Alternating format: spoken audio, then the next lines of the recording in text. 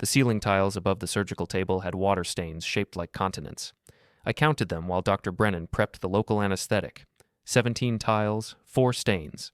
One of them looked like Australia if Australia had been designed by someone who'd never seen a map. "You'll feel a pinch," Dr. Brennan said. I did. Then numbness spread like spilled water across my groin. The sensation was unsettling, present but absent, like watching someone else's body through a window. "We're going to start now," he said. "You'll feel pressure but no pain. If anything changes, let me know." I nodded. The surgical drape blocked my view of everything below my chest. Probably for the best. I'm not squeamish, but there's something about watching someone cut into your own body that crosses a line between curiosity and horror. The procedure room smelled like antiseptic and something else I couldn't place. Rubber, maybe, or the plastic packaging they tear open before every step. Dr. Brennan hummed while he worked. Not a song, just a low, tuneless sound that might have been concentration or habit. Nurse Patterson stood to my left, passing instruments I couldn't see. She was young, maybe late 20s, with dark hair pulled back so tight it looked painful. Her hands moved with practiced efficiency, anticipating what Dr. Brennan needed before he asked. "Forceps," he said. She placed them in his hand before the word fully left his mouth. I closed my eyes. The pressure he'd warned about felt like someone pressing their thumb against my skin. Firm, but distant. The anesthetic did its job well. Too well, maybe. I felt disconnected from the entire lower half of my body, like it belonged to someone else and I was just borrowing it. "How long have you been doing these?" I asked. My voice sounded strange in the small room. Too loud. "Vasectomies? About 12 years. Dr. Brennan's tone was conversational, easy. "Done maybe 3,000 at this point. You're in good hands." "That's reassuring." "It's routine," he said. "In and out in 20 minutes. You'll be sore for a few days, but nothing serious. Ice and rest, like we discussed." "My wife's already got the frozen peas ready." He chuckled. "Always frozen peas. Never ice packs. I've never understood that." "Tradition," I said. "Or laziness. Probably laziness." The conversation felt forced, but I was grateful for it. Anything to distract from the surreal reality of lying on a table while someone performed minor surgery on my testicles. Vasectomy. The word itself sounded clinical and final, which it was. That was the point. Linda and I had discussed it for months. 2 kids, Dylan, 23, and Jessica, 21, both adults now, both out of the house. We were done. I was 49, Linda was 47. Neither of us wanted to start over with diapers and sleepless nights. "It makes sense," she'd said. "We're past that phase." I'd agreed. It did make sense. Logical, practical. The kind of decision mature adults make after weighing the options. So here I was, legs spread, fluorescent lights, Dr. Brennan humming while he worked. The pressure shifted, a tugging sensation, like someone was pulling a thread through fabric. I focused on the ceiling tiles again. Australia, Africa, maybe Greenland. The 4th one didn't look like anything. "You're doing great," Nurse Patterson said. Her voice was soft, meant to be comforting. I nodded. Time stretched. 5 minutes felt like 20. I tried not to think about what was happening below the drape. Cutting, sealing, permanent. The word echoed in my head. Permanent. No going back. But we didn't want to go back. We were moving forward. Linda had plans, travel, projects. Time for ourselves now that the kids were independent. "Almost done," Dr. Brennan said. I exhaled. I hadn't realized I'd been holding my breath. That's when everything changed. Dr. Brennan's humming stopped. The room went quiet except for the faint hiss of the ventilation system. I opened my eyes. "Patterson," he said. His voice was different now. Lower. Careful. "Yes?" "I need you to do something for me." A pause. I felt it more than heard it. The air in the room shifted, became heavier. "There's an envelope in my locker," Dr. Brennan continued. "Top shelf, inside the blue folder. I need you to get it and give it to his wife in the waiting room." My heart rate spiked. The monitor beside me beeped faster. "Don't let him see it," he added. The beeping continued. Faster. Louder. "Doctor," Nurse Patterson said. Her voice was tight. "His vitals are fine," Dr. Brennan said. "Just the local wearing off a bit. Happens sometimes." It wasn't the local. My mind raced. An envelope. For Linda. That I wasn't supposed to see. Every instinct screamed at me to sit up, to demand answers, to rip the drape away and confront him. But something stopped me, some deeper survival instinct that said, wait, listen, learn. I closed my eyes, slowed my breathing, forced my body to relax. The beeping on the monitor slowed. See? Dr. Brennan said. He's fine. What's in the envelope? Nurse Patterson asked. Just some paperwork. Nothing medical, but it's time sensitive and I don't want to forget. His tone was smooth, practiced. The voice of someone who'd told this lie before, or one like it. I don't know, Patterson said. It's not a big deal. Just hand it to her. Tell her it's from me. She'll understand. Silence. Patterson. Fine, she said, but I'm documenting this. You don't need to document it. It's personal paperwork, not patient care. I'm documenting it anyway. Dr. Brennan sighed. Fine, whatever makes you comfortable. The pressure below the drape intensified. More tugging. The sensation of something being pulled tight, then released. All done, he said. His voice was back to normal. Cheerful, professional. That wasn't so bad, was it? I opened my eyes, smiled. Not bad at all. Good. We'll get you stitched up and you'll be out of here in 10 minutes. Remember, ice, rest, no heavy lifting for a week. Got it. He finished quickly. The drape came down. Nurse Patterson helped me sit up slowly. The room tilted for a moment, then steadied. Take your time, she said. No rush. I nodded, didn't trust my voice. Dr. Brennan stripped off his gloves and tossed them in the waste bin. I'll see you in 2 weeks for the follow-up. If you have any concerns before then, call the office. Will do. He left. The door swung shut behind him with a soft click. Nurse Patterson handed me my clothes. Do you need help getting dressed? I'm fine, thank you. She hesitated. Her eyes met mine for a fraction of a second, then darted away. I'll give you some privacy. Wait, I said. She stopped. That envelope. Is it common for doctors to send personal paperwork through nurses? Her jaw tightened. No, it's not. But you're doing it anyway. I don't have a choice. Everyone has a choice.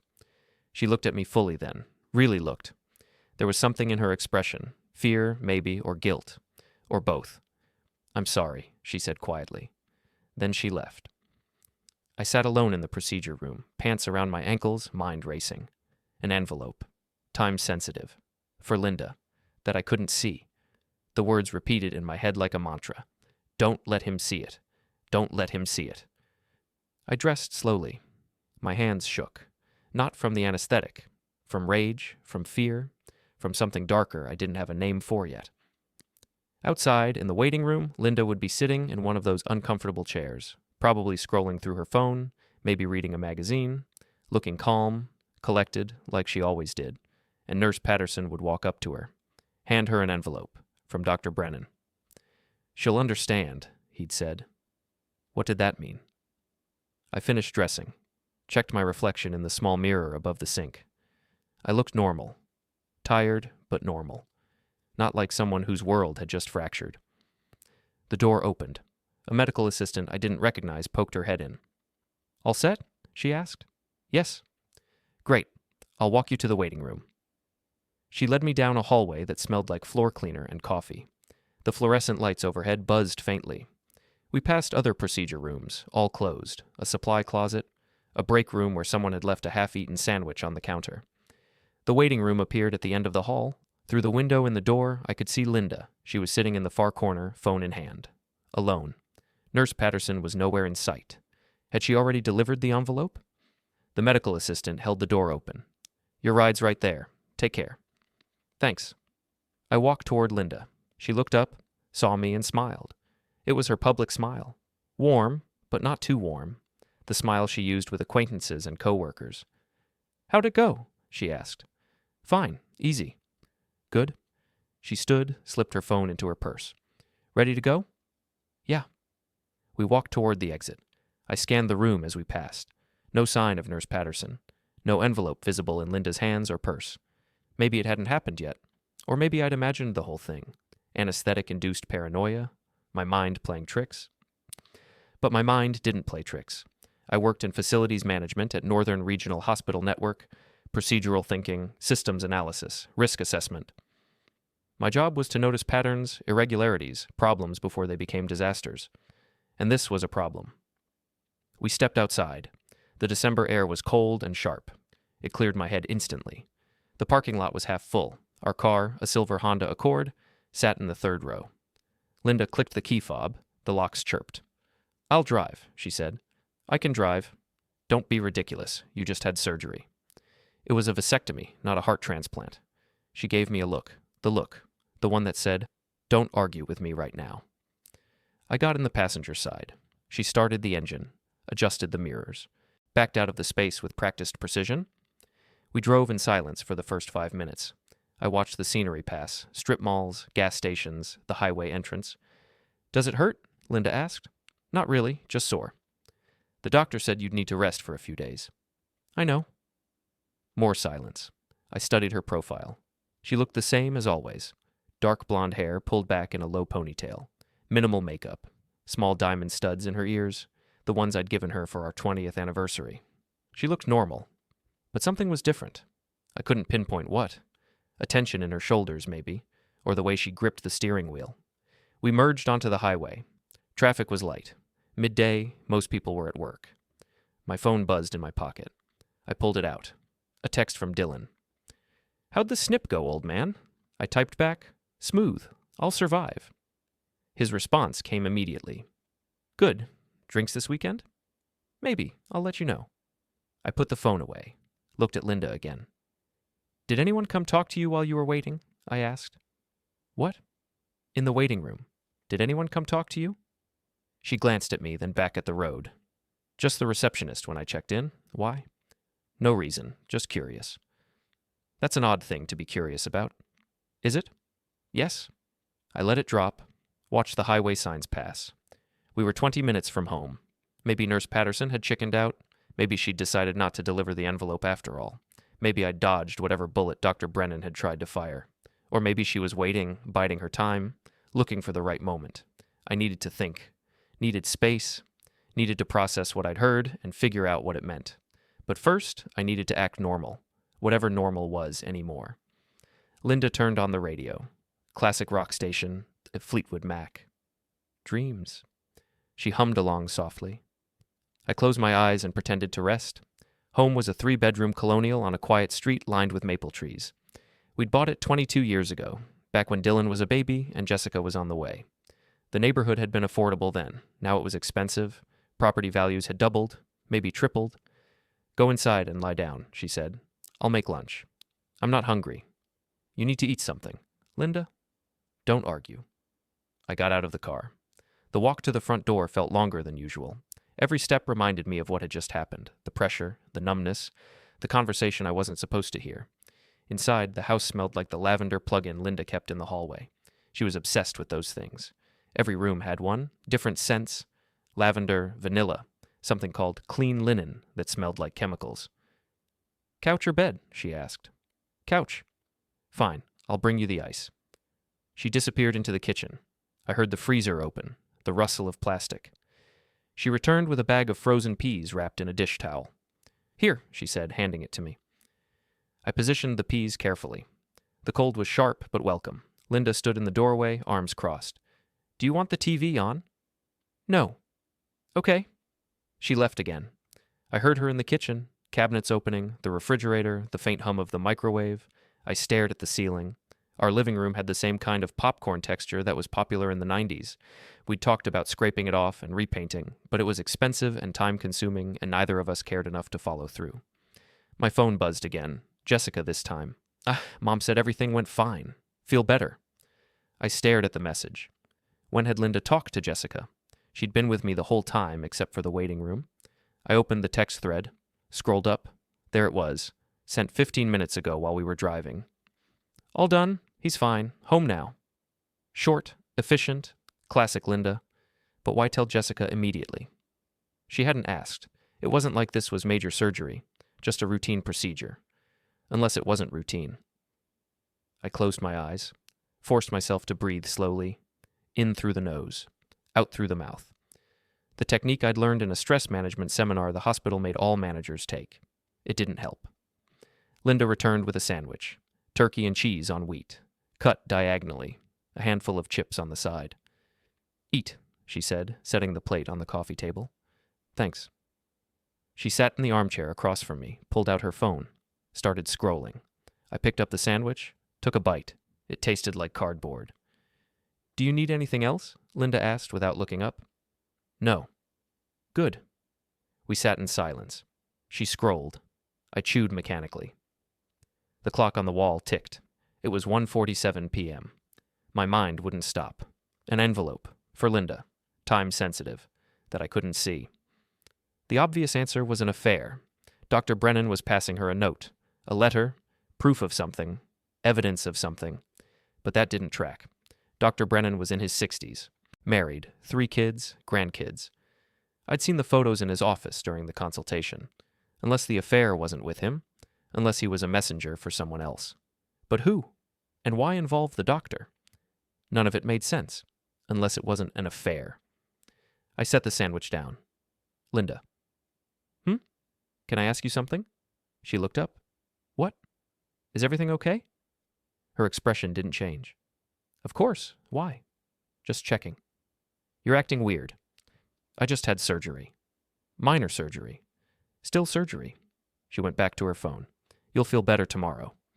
I watched her, really watched her. The way she sat, the way she held her phone, the way her thumb moved across the screen. She looked calm, but Linda always looked calm. It was her superpower. Nothing rattled her. Not crying babies, not teenage tantrums, not job stress or family drama. She was unshakable. Except now, I realized, I didn't know if that was strength or armor. My phone buzzed again. Group text this time, Dylan and Jessica. Dylan: "Family dinner Friday? Haven't seen you guys in a while." Jessica: "I'm in, Greg too." Greg was Jessica's husband. They'd been married for 2 years. He worked in sales, talked too much, laughed too loud. I tolerated him for Jessica's sake. Linda typed a response before I could. "Sounds good." 7 p.m.? Dylan: "Perfect. I'll bring wine." Jessica: "We'll bring dessert." I stared at the thread. When was the last time we'd done a family dinner? Thanksgiving, maybe, or the one before that. Dylan lived an hour north in the city. Jessica and Greg lived 20 minutes away but were always busy. And now suddenly everyone was available on Friday? 2 days after my vasectomy? I typed, "Looking forward to it." Sent. Linda glanced at me. "You feeling up to it?" "Why wouldn't I be?" "You're supposed to rest. It's dinner, not a marathon." "Okay." She set her phone down. "I'm going to run some errands. Will you be all right here?" "What errands?" "Grocery store, pharmacy, usual stuff." "I can come with you." "You need to rest." Linda: "Stay here. I'll be back in an hour." She stood, grabbed her purse and keys, headed for the door.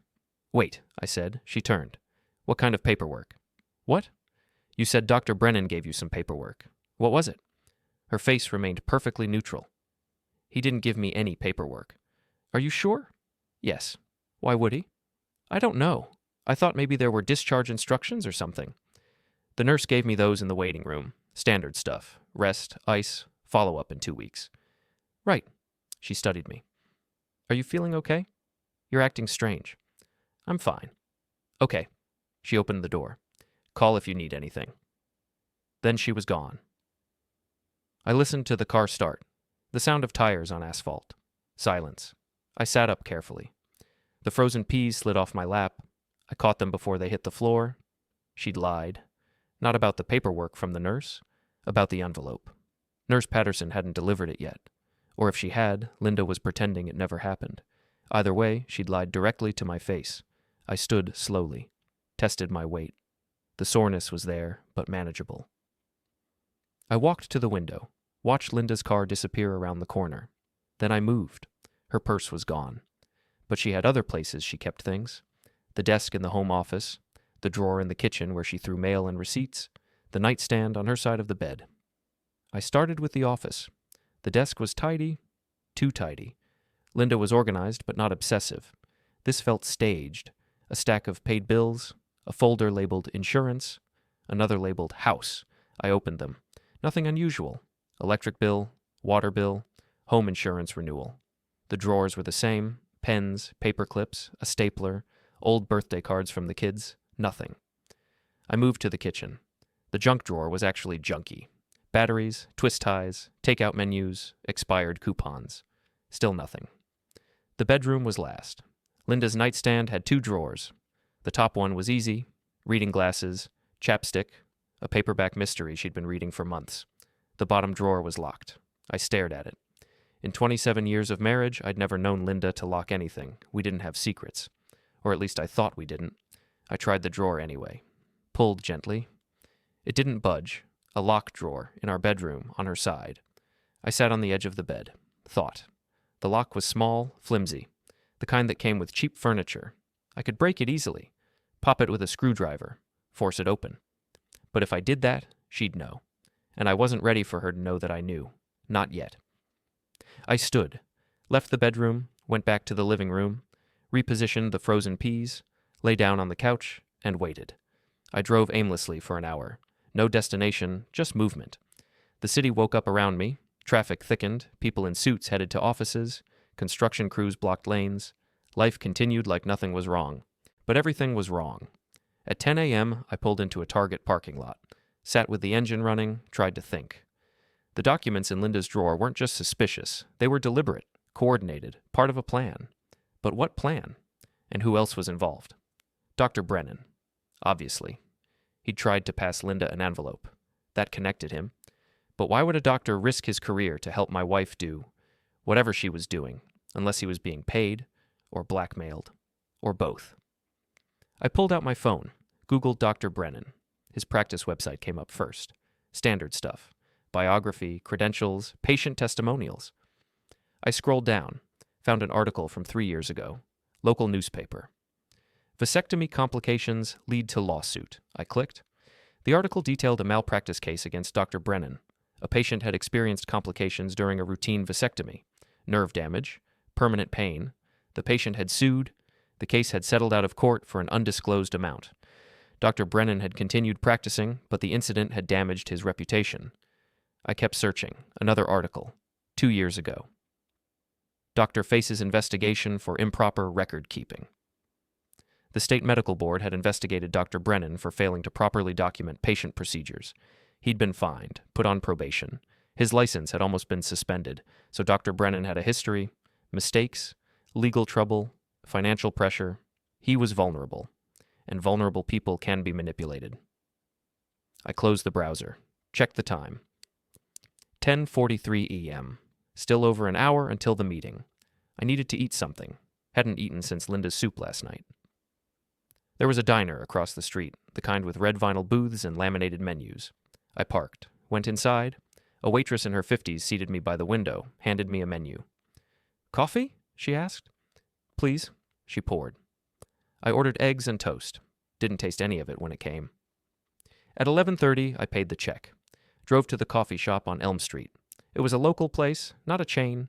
Brick walls, mismatched furniture, the smell of espresso and baked goods. I ordered a black coffee, found a table in the back corner, sat facing the door. At 11:58, Nurse Patterson walked in. She looked different out of scrubs. Younger. She wore jeans and a North Face jacket. Her hair was down. She spotted me, walked over, sat down without ordering anything. "Thank you for coming," I said. She nodded, set a manila envelope on the table between us. "That's it?" I asked. "That's it." I reached for it. She put her hand on top. "Before you open it," she said, "I need to tell you something." "Okay." Dr. Brennan called me this morning, asked if I'd delivered the envelope. I lied, said I had. "What did he say?" He seemed relieved. Then he asked me not to mention it to anyone, said it was a private matter. "Did he say what was in it?" "No." I looked at the envelope. Plain, no markings, just a metal clasp holding it closed. "Why are you helping me?" I asked. She met my eyes. "Because I've seen this before." "Seen what?" "Doctors doing favors for people, bending rules, looking the other way. It never ends well." "What do you think is in here?" "I don't know, but whatever it is, it's not good." She lifted her hand. "It's yours now. I'm done." "Wait," I said. She stood. "If anyone asks, we never met," she said. "I never gave you anything. Understand?" "Yes." She walked out without looking back. I stared at the envelope. My hands shook slightly as I picked it up. The metal clasp was stiff. I pried it open, pulled out the contents. Papers, folded neatly. I unfolded them. The first page was a letter, handwritten, Linda's handwriting. My dearest, by the time you read this, everything will be in place. I know this has been difficult, but we've come too far to turn back now. The procedure is complete. He suspects nothing. Follow the timeline we discussed. Don't deviate. Timing is critical. The paperwork is done. I've attached copies for your records. Make sure they're somewhere safe. When it's over, we'll finally be free. I love you. L. My vision blurred. I read it again, then a third time. My dearest, when it's over, we'll finally be free. Linda had written this. To someone. About me. The procedure is complete. He suspects nothing. The vasectomy? I set the letter down, picked up the next document. It was a copy of the Advanced Healthcare Directive I'd seen in Linda's drawer, the one I didn't remember signing, except this copy had a note attached, a post-it in Linda's handwriting. Forged signature approved by T. T. Who was T? I kept reading. Next was a copy of the life insurance policy, same note. Forged signature approved by T. Then the quitclaim deed. Forged signature approved by T. Every document, every signature, forged. My breathing quickened. The coffee shop felt too small, too hot. I kept going. The last page was a timeline, typed, printed. December 17th, vasectomy procedure. Begin final phase. December 20th, family dinner. Confirm cooperation from D&J. December 23rd, initiate wellness check. Document erratic behavior. December 27th, file commitment papers. January 3, transfer complete. January 10, inheritance distributed. Today was December 18th. The family dinner was in 2 days. D&J Dylan and Jessica. Our kids were involved. I stood up, too fast. The chair scraped loudly against the floor. People looked. I didn't care. I grabbed the papers, shoved them back in the envelope, walked out. In the car, I sat with the engine running, tried to process. Linda had forged my signatures on multiple legal documents. She'd taken out a life insurance policy, transferred the house into her name, given herself medical authority over me, and she was planning something that involved declaring me incompetent, wellness check, erratic behavior, commitment papers. She was going to have me institutionalized, and Dylan and Jessica knew they were part of it, my own children.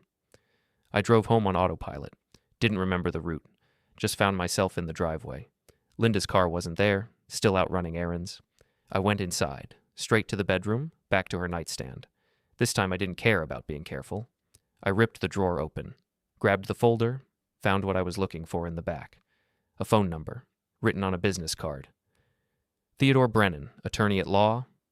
Theodore, T. Dr. Brennan's brother. I pulled out my phone, called the number. Brennan Law Offices. I need to speak to Theodore Brennan.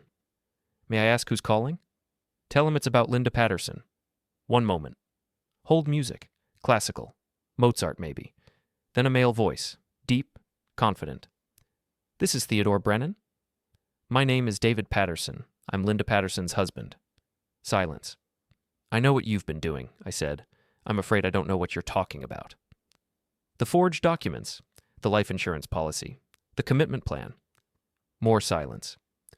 Mr. Patterson, if you have concerns about legal documents, I suggest you retain your own attorney. You helped my wife forge my signature. I've done no such thing, and I'd be careful making accusations like that without proof. I have proof. He laughed. Actually laughed. Do you? Because from where I'm sitting, you sound like someone experiencing some kind of mental health crisis. Paranoia, delusions, it's not uncommon in men your age. In fact, he continued, I'd recommend you seek help. Before you do something you'll regret. Is that a threat? It's advice, which you're free to ignore, but if I were you, I'd think very carefully about my next steps.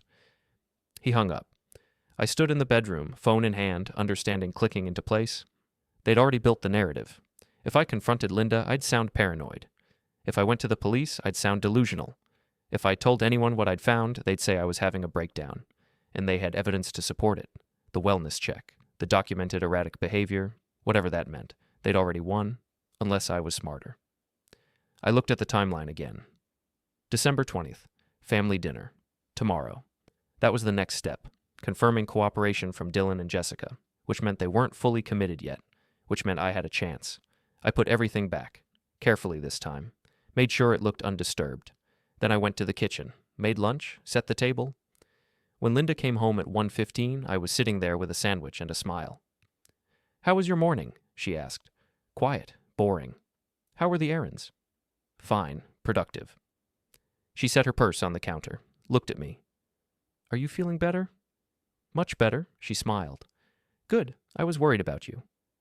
"I know, thank you." She kissed my forehead. "I'm going to change. Then we can watch something together if you want." "That sounds nice." She went upstairs. I sat at the table, finished my sandwich, and started planning.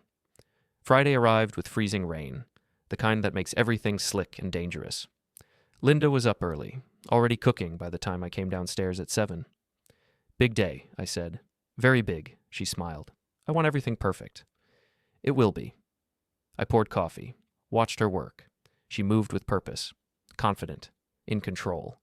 She had no idea what was coming. At noon, Dylan texted, "Still good for 7? Bringing my friend. His name is Theo." Theo, not Theodore, but close enough. I showed Linda the text. "Nice that Dylan's bringing someone," I said casually. "Yes, I hope Theo likes prime rib." "I'm sure he will." She went back to cooking. I went to the living room, called Brian Kelly. "Kelly." "It's David Patterson. Dylan's bringing Theodore Brennan to dinner tonight." Silence. Then, "Are you certain?" "The text says Theo. It's him." "Mr. Patterson, you need to cancel that dinner." "I can't. If I do, they'll know something's wrong."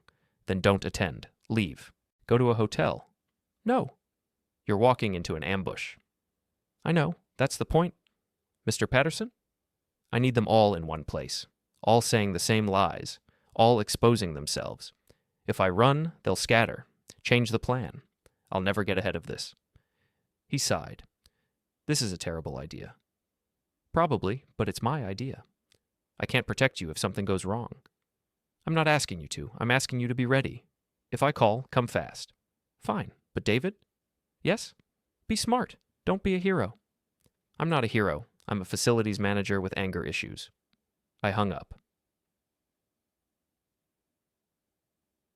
At 6:30, Jessica and Greg arrived. Jessica hugged me. "How are you feeling, Dad?" "Good. All healed up." "That's great." She handed Linda a bakery box. "Chocolate cream pie, your favorite." "Perfect. Thank you, sweetheart." Greg shook my hand, too firm, trying to prove something. "David, good to see you." "You too, Greg." They settled in the living room. I made drinks. Gin and tonic for Jessica, beer for Greg, water for me. "Not drinking?" Greg asked. "Still on pain meds?" "Ah, right." At 6:50, Dylan arrived, with Theodore Brennan. They came in together. Dylan looked nervous. Theodore looked comfortable. "Dad, Mom, this is Theo.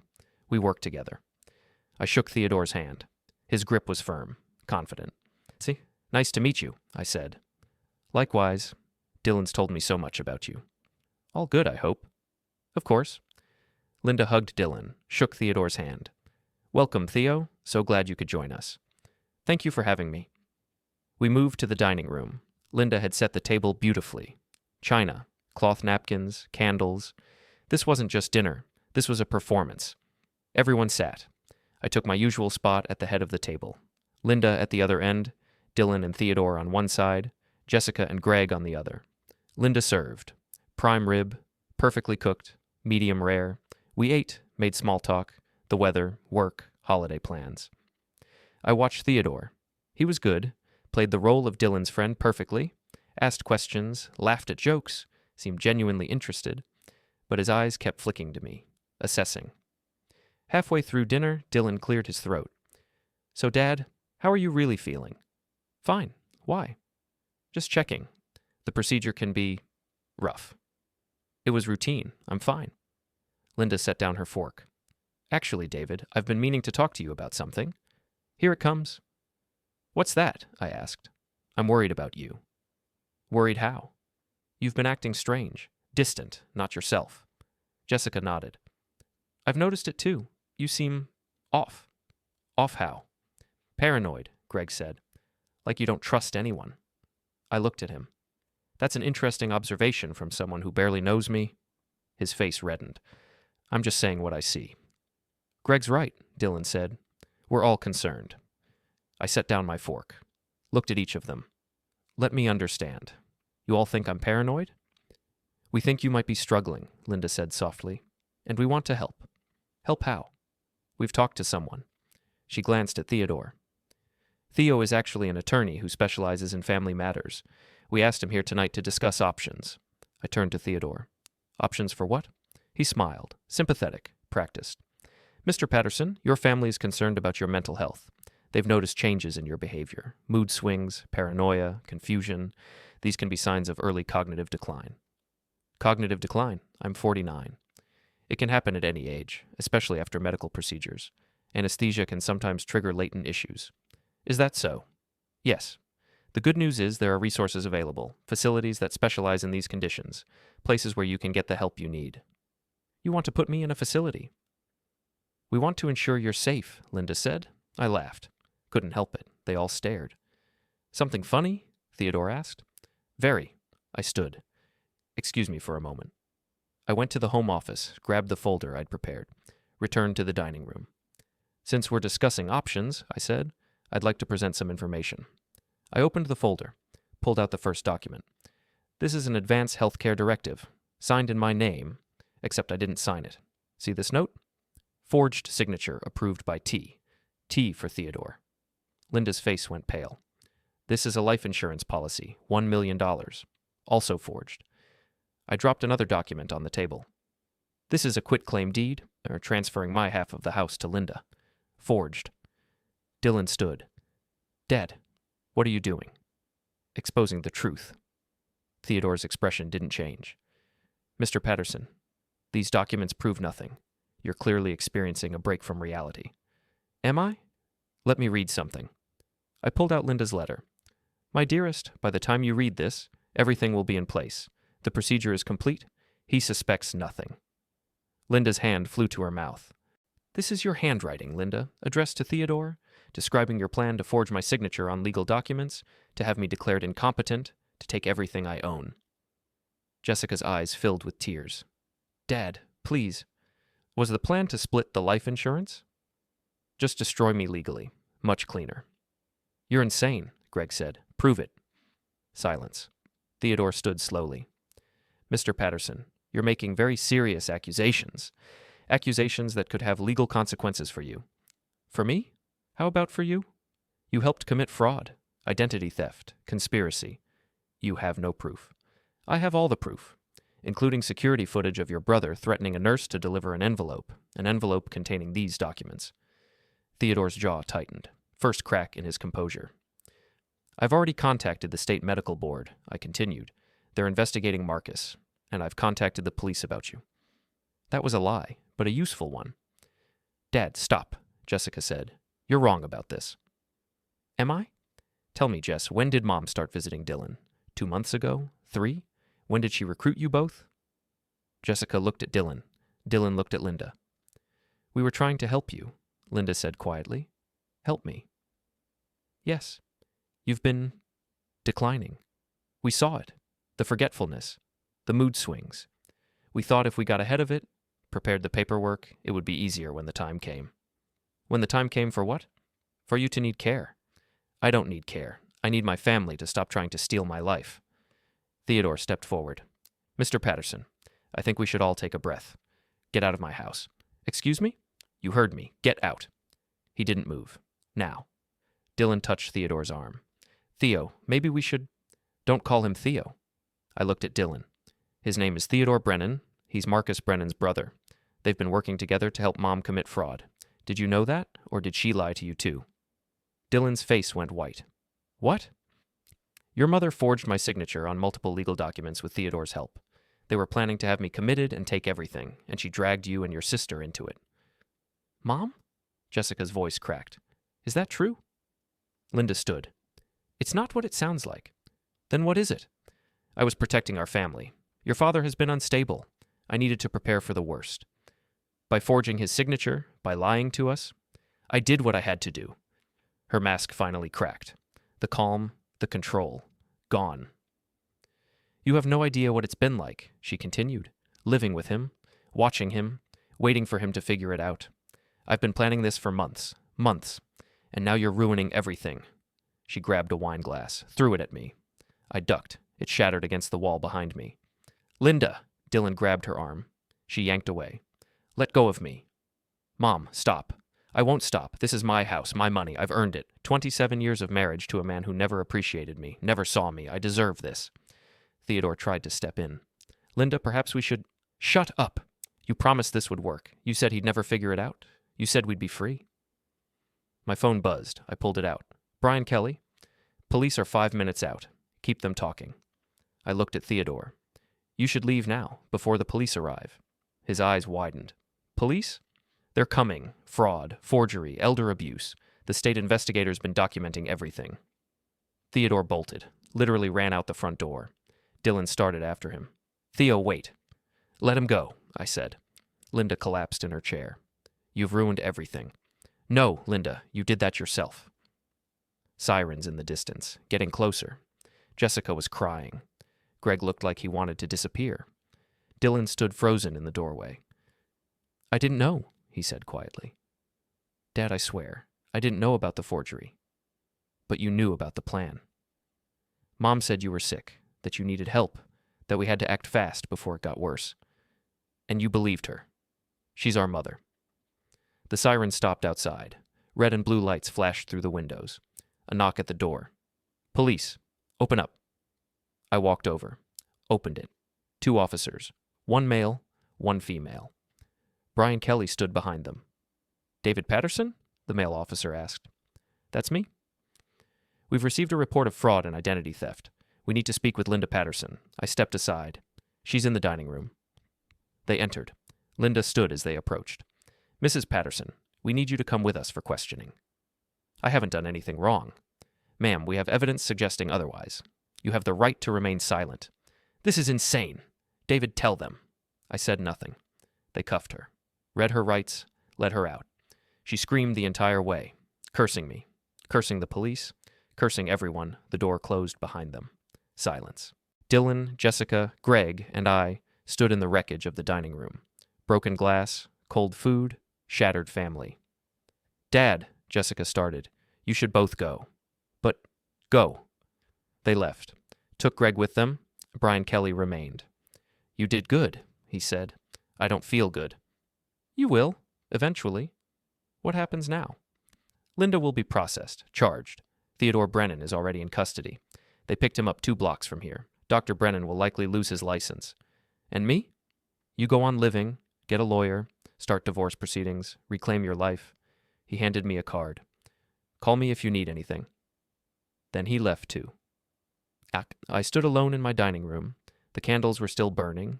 The prime rib was cold. My family was gone, but I was free. The house felt different without Linda in it. Quieter, emptier, like a museum of a life that used to exist. I didn't sleep Friday night. Sat on the couch, stared at the walls, tried to process what had happened. My wife had tried to destroy me. My children had helped, maybe unknowingly, maybe not. Did it matter? At sunrise Saturday, I made coffee, sat at the kitchen table, waited. At 8 a.m., my phone rang. Lawyer's office. "Mr. Patterson, this is Jennifer Cortez from Cortez & Associates. Brian Kelly referred you to me. I handle fraud cases and family law. Do you have time to meet today?" "Yes." "Good. I've reviewed the documents you forwarded. What your wife attempted is textbook financial exploitation. We have a strong case. What do I need to do?" "First, we secure temporary restraining orders to protect your assets. Then we file for divorce. Then we assist the criminal prosecution." "How long will this take?" "Months. Maybe longer. These cases are complex." "I understand." "Can you come to my office at 10? "I'll be there." I hung up, drank my coffee, stared at nothing. Another call. Dylan. I almost didn't answer. Let it go to voicemail. But something made me pick up. "Dad." "Dylan." Silence. "I'm sorry," he said. "I didn't know about the forgeries, about Theodore. Mom said you were sick, that we needed to help. I believed her." "Why would you believe her over me?" "Because," he trailed off. "I don't know. Because she seemed so certain, so calm, like she knew exactly what needed to be done." She did know. She'd been planning it for months. I should have questioned it, should have talked to you directly. I trusted her. "That's the problem. You trusted the wrong person." More silence. Are you going to press charges against me? He asked. Did you forge anything? No. Did you help her forge anything? No. Then no. But Dylan? Yeah? Don't contact me for a while. I need space. Okay, I understand. He hung up. Jessica called 10 minutes later. Same conversation, same apologies, same excuses. I told her the same thing. Space, time. She cried. I didn't. At 9:45, I drove to Jennifer Cortez's office. Downtown, 10th floor, glass walls and modern furniture. She was younger than I expected. Mid-30s, sharp suit, sharper eyes. Mr. Patterson, thank you for coming. We sat in her conference room. She spread documents across the table. Let's start with what we know. Your wife, with help from Theodore Brennan, forged your signature on multiple legal documents. Healthcare directive, life insurance policy, quitclaim deed. The objective was to gain legal and financial control over you. Correct. The forgeries are provable. We have handwriting analysis. We have the original documents. We have Linda's letter admitting the plan. What about Theodore Brennan? He's been arrested, charged with conspiracy to commit fraud. The state bar is reviewing his license. And Dr. Brennan? Under investigation by the medical board. His license is suspended pending the outcome. So it's over. Legally, yes. Personally? She looked at me. That's up to you. What do you mean? Your wife will likely be offered a plea deal. She'll serve time, probably 2 to 5 years, but you'll have to rebuild your life, your relationships with your children, your sense of trust. I don't know if that's possible. It might not be, but you're alive. You're free, and you have your assets. That's more than a lot of people in your situation. She was right, but it didn't feel like victory. It felt like survival. We spent 3 hours going through paperwork, restraining orders, asset protection, divorce filing. When we finished, she walked me to the elevator. One more thing, she said. You should consider therapy. What you've been through is traumatic. Don't minimize it. I'll think about it. Do more than think. The elevator doors closed. I drove home, pulled into the driveway, sat in the car for 10 minutes before going inside. The house still felt wrong, like Linda's presence lingered in the walls. I walked through each room, tried to see it differently. My space, my home, not hers. In the bedroom, I opened Linda's nightstand drawer, still broken from when I'd forced it. I should fix that, but not today. I went to the garage, found a box, started filling it with Linda's things, clothes, toiletries, photos. It took hours, methodical, mechanical. By evening, I had 6 boxes, taped, labeled, ready. I carried them to the garage, stacked them in the corner, out of sight. My phone buzzed. Unknown number. Hello? Mr. Patterson? This is Nurse Patterson. Kelly Patterson. From Dr. Brennan's office. Kelly, are you okay? I'm fine. I heard what happened. With your wife, with Theodore. I just wanted to say thank you. For what? For doing something. Dr. Brennan had been threatening me, said he'd report me to the board for a mistake I made years ago, said I'd lose my license. I was terrified. You did the right thing, calling the investigator. I almost didn't, but then I kept thinking about you, lying there, helpless, and him passing that envelope. It was so wrong. I'm glad you followed your conscience. Me too. And Mr. Patterson? I'm sorry for what your wife did. Nobody deserves that. Thank you. She hung up. I stood in the empty garage, surrounded by boxes of a marriage that no longer existed. Kelly Patterson was right. Nobody deserved this. But I'd survived, and that was enough. Sunday, I did nothing. Sat on the couch, watched TV, ate cereal for every meal. Monday, I went back to work. My colleague Tom saw me first. David, how you feeling? Better. Good. We missed you. The system's been acting up again. I'll look at it. Normal. Work. Systems. Problems I could solve. At lunch, Tom sat across from me in the cafeteria. Can I ask you something? Sure. That footage I sent you, the surgery center, did it help? Yes. Can you tell me what it was about? I thought about lying, making up something simple, but Tom had helped me. He deserved truth. My wife was trying to have me declared incompetent. She forged my signature on legal documents. The footage showed the doctor involved was coerced. Tom's eyes widened. Jesus. She's been arrested. It's over. David, I'm so sorry. Don't be. I'm fine. Are you? I didn't answer. He didn't push. That night, Jessica texted, "Can we talk?" I stared at the message, didn't respond. Another text. "Please, Dad," I called her. "Dad." Her voice was thick. She'd been crying. "What do you want, Jessica?" "I want to explain." "Explain what? How you helped Mom plan to destroy me?" "I didn't know about the forgeries. I swear. Mom just said you were struggling, that you needed help, that we had to act fast. And you didn't think to ask me?" "I tried. Remember? At Thanksgiving, I asked how you were feeling. You said fine." "I was fine." "Mom said you were in denial, that you couldn't see how bad it was. She had articles, studies. She made it sound so medical." I closed my eyes. "And you believed her." "She's my mother. I'm your father." Silence. "I know," she said finally. "And I'm sorry. I should have questioned it, should have demanded to talk to you directly. I just trusted her." "That seems to be a common theme. What can I do to make this right?" "Nothing. There's nothing you can do." "Dad, please." "Jessica, I need you to understand something. Your mother tried to erase me, legally, financially, medically. She forged my signature, stole my identity, planned to take everything, and you helped. I didn't know. It doesn't matter. You chose her, over me, without question, without hesitation. That's not fair." "Isn't it?" she sobbed. "I love you, Dad." "I know, but love isn't enough right now." I hung up.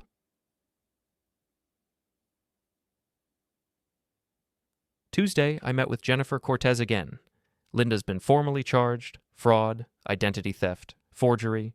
She's being held without bail. Good. Her lawyer wants to negotiate. Negotiate what?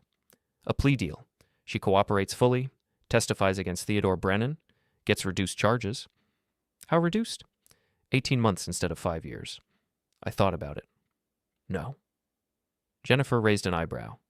No? She doesn't get to negotiate. She planned this for months. Recruited my children, forged my signature, tried to steal my life. She serves the full sentence. That's not how the system usually works. I don't care. Tell the DA I want the maximum penalty. Okay. She made a note. Anything else? Yes. I want a new will. New power of attorney, new healthcare directive, everything. Smart. I'll draft them. And I want to sell the house. She looked up. Are you sure? Positive. I can't live there anymore. Too many ghosts. Understood. I'll recommend a realtor. We finished the meeting. I walked out feeling lighter. Decision made, moving forward. Wednesday, Dylan called. Dad, we need to talk. No, we don't. Please, just listen. I've been thinking about everything. About what Mom did, what I did. Dylan, I get that you're angry. You have every right to be. But I'm your son, and I love you. And I want to fix this. How? I don't know. Therapy, family counseling, whatever it takes. It's too soon. When won't it be too soon? I don't know. Silence. Okay, he said quietly. I'll wait. But Dad, I'm not giving up on us. He hung up. I sat in my car, stared at the phone. Part of me wanted to call him back, to say yes, to start rebuilding, but another part, the part that was still raw and angry and hurt, wouldn't let me. Not yet.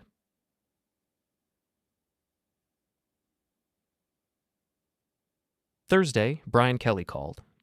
Theodore Brennan is talking. He's provided detailed information about his operation. Turns out Linda wasn't his first client. He's been doing this for years, helping adult children exploit their parents. How many others? At least 6 that we know of. Could be more. Jesus. Yeah, the state's building a massive case. This is going to be a long process. What about Dr. Brennan? His license is permanently revoked, and he's facing criminal charges for coercion and evidence tampering. Good. You did this, David. You exposed them, saved yourself, and probably prevented future victims. I just wanted to survive. Well, you did more than that. We hung up. I thought about what he'd said. Prevented future victims. Maybe that mattered. Maybe that made all of this mean something, or maybe it was just survival. Either way, I was still here.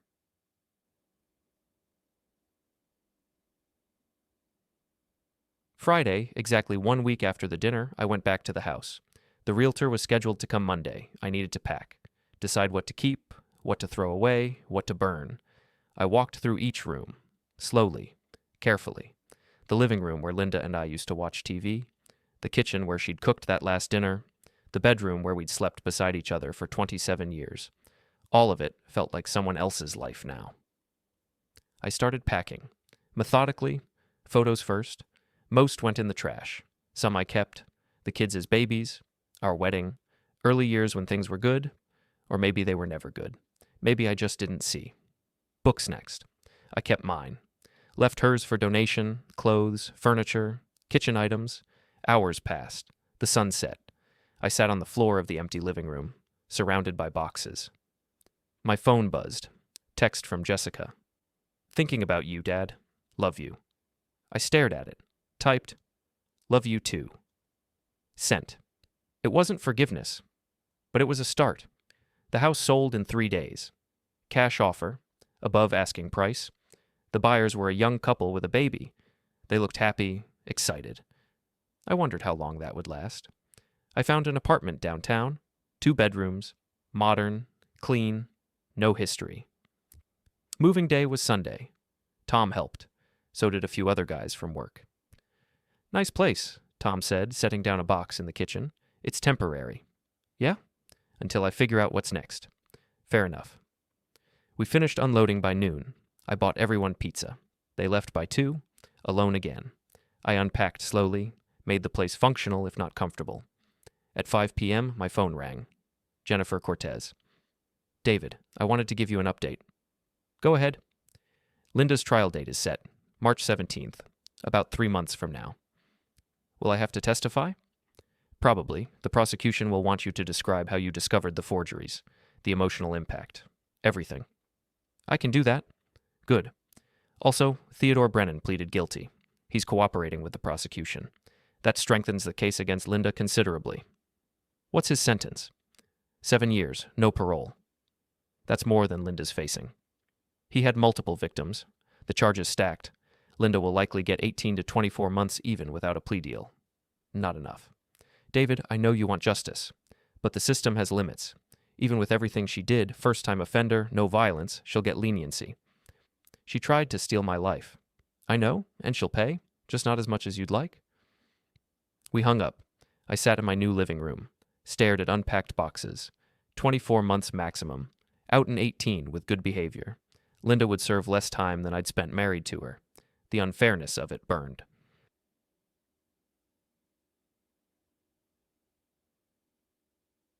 Monday, I went back to work. Same building, same desk, different life.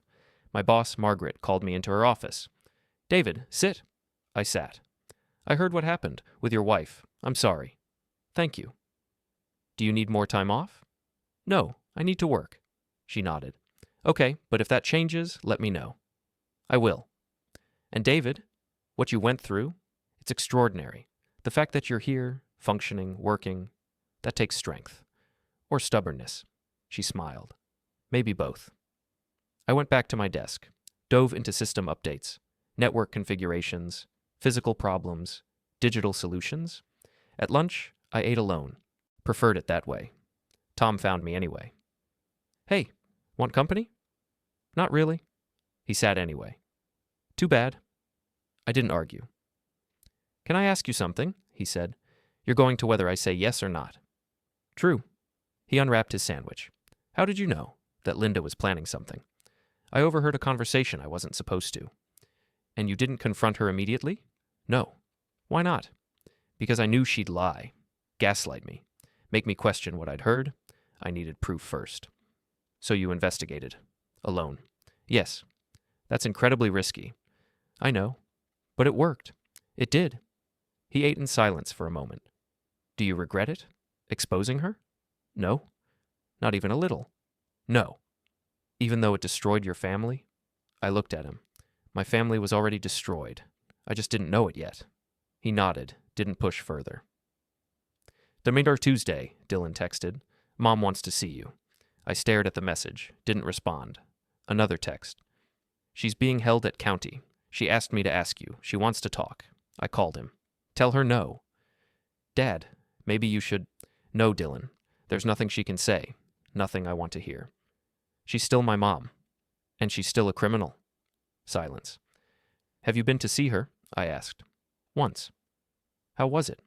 Terrible. She cried the whole time, said she was sorry, said she didn't mean for it to go this far. Did you believe her? I don't know what to believe anymore. Welcome to my world. Dad, she's not a monster. She made a terrible mistake, but she's still human. Hitler was human too. That's not fair, isn't it? She tried to erase me, Dylan. Legally, financially, medically. She forged my signature, stole my identity, and she would have succeeded if I hadn't overheard that conversation. So no, I don't think comparing her to history's villains is unfair. I think it's accurate. He didn't respond. Don't ask me again, I said. I won't see her. Not now, not ever. I hung up. For Wednesday, I had my first therapy session. Dr. Ellen Voss, mid-50s. Comfortable office, soft lighting, too many plants. David, thank you for coming. Jennifer Cortez insisted. Good. She was right to. Dr. Voss gestured to a chair. Please, sit. I sat. Why don't you tell me what brought you here? I think you know. I'd like to hear it from you. I sighed. My wife tried to have me declared incompetent. She forged my signature on legal documents, recruited my children, planned to take everything. I stopped her. Now I'm here. How did you stop her? I exposed her, got evidence, called the police. That must have been difficult. It was necessary.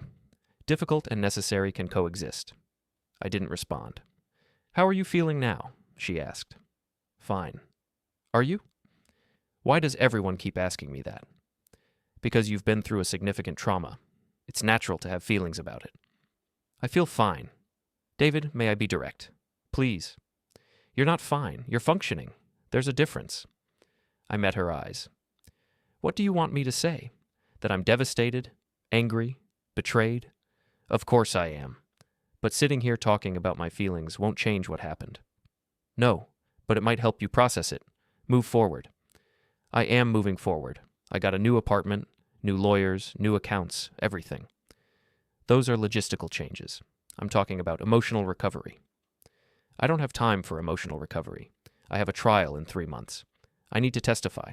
I need to be sharp. And after the trial? I don't know. Then that's what we work on, figuring out what comes after. We talked for 50 minutes. She asked questions.